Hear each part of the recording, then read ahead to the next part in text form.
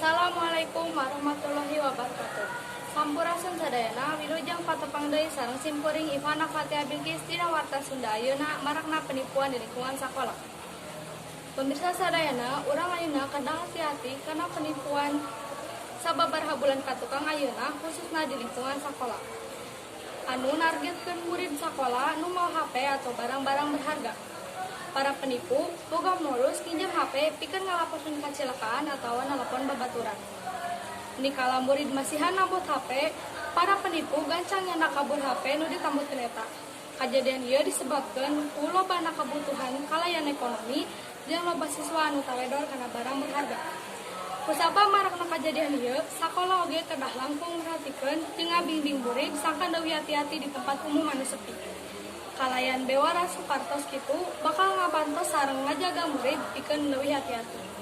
Sakitu warta nu tiasa ku simkuring didugikeun ka permisa sadayana